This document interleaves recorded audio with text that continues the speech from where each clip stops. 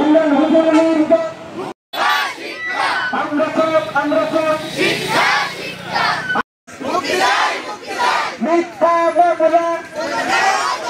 মামলা আরে চাচা বড় ইমরান জাকির নির্দোষ মিথ্যা মামলা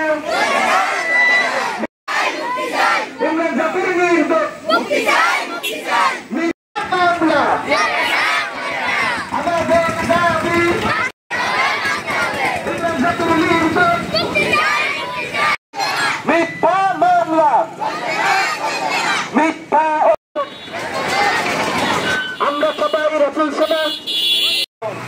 দুইজন নির্দোষ মানুষকে নিরপরাধ আমাদের দাবি আমরা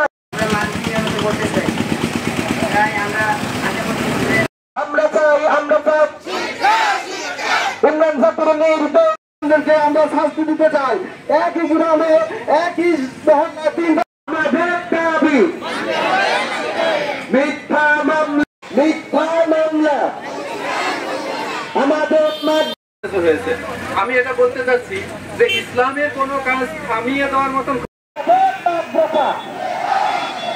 মিথ্যা মামলা আমাদের